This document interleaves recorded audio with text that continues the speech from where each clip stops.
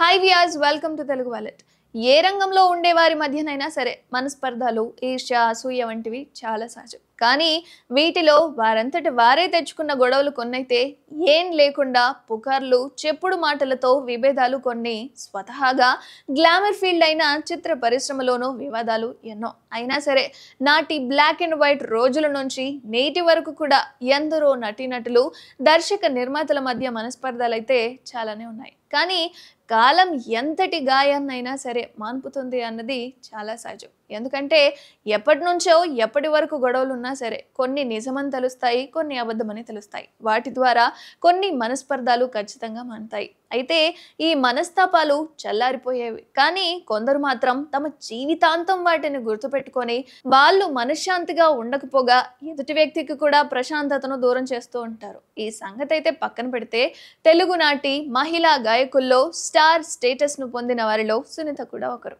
అద్భుతమైన సౌందర్యం, మత్తెక్కించే వాయిస్ తో ఈమె ఒక తరం కుర్రాలకైతే నిద్ర లేకుండా చేసిందనుకోండి. అయితే ఈ వేళలో నీవు అనే పాటతో టాలీవుడ్ లో ఎంట్రీ ఇచ్చిన సునీత లక్షలాది మంది అభిమానులను సొంతం చేసుకుంది. కేవలం గాయనిగానే కాకుండా డబ్బింగ్ ఆర్టిస్ట్ గా, నటిగా, యాంకర్ గా రాణిస్తున్నారు. వీరింట్లో వారంతా సంగీతానికి సంబంధించిన వారే కావడంతో అదే వారసత్వం సునీత కూడా అందిపుచ్చుకున్నారు.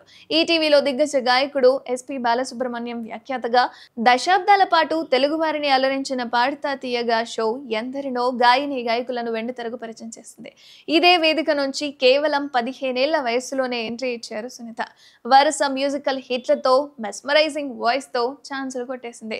తమన్నా, అనుష్క, సౌందర్య, జెనీలియా, ఇలా శ్రియ, భూమిక, మీరా జాస్మిన్, సోనాలి బింద్రే, ఇలా వీళ్ళందరికీ కూడా గాత్ర దానం చేసింది.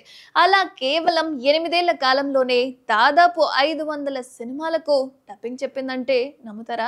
కానీ సునీత ఏ రేంజ్ లో బిజీగా ఉండేవారో అర్థం చేసుకోవచ్చు. తెలుగుతో పాటు కన్నడ, తమిళ, మలయాళ భాషల్లో అయితే వేలాది పాటలు పాడారు. సోషల్ మీడియాలో యాక్టివ్ గా ఉండే సునీత ఇటీవల ఓ ఛానల్ కి ఇచ్చిన ఇంటర్వ్యూలో తన కెరీర్, వ్యక్తిగత జీవితానికి సంబంధించిన కొన్ని విషయాలనైతే పంచుకుంది.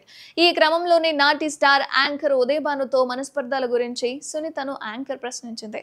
అంతకుముందే ఉదయ్ భాను ఓ ఛానల్ కు ఇచ్చిన ఇంటర్వ్యూలో ఓ స్టార్ సింగర్ తో తనను అమెరికాలో జరిగిన ఈవెంట్ లో అవమానించిందని చెప్పుకొచ్చింది. స్టేజ్ మీదకు పిలవలేదని, తాను వేదిక మీదకు వెళ్తుంటే ఈ సింగర్ తాలూకా ఆర్కెస్ట్రా వాళ్ళు సాడ్ మ్యూజిక్ ప్లే చేశారని, దీంతో తనకు కన్నీళ్లు ఆగలేదని ఉదయ్ భాను ఎమోషనల్ అయింది.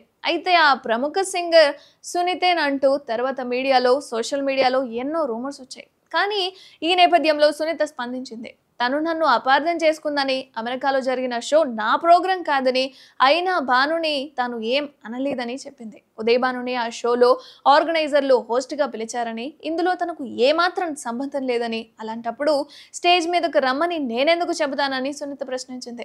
నా మ్యూజిక్ టీం ఉదయ్ భాను వస్తుంటే విషాద సమయంలో మ్యూజిక్ వాయించినట్లుగా నాకు గుర్తులేదని, ఈ సంఘటన తర్వాత చాలాసార్లు తాను ఉదయ్ భానుని పలకరించినా ఆమె చాలా కోపంగా చూసిందని సునీత కూడా క్లారిటీ ఇచ్చింది. మొత్తానికి ఆ షో ఇద్దరి మధ్య చాలా దూరాన్ని పెంచిందన్నది మాత్రం స్పష్టంగా తెలుస్తుంది.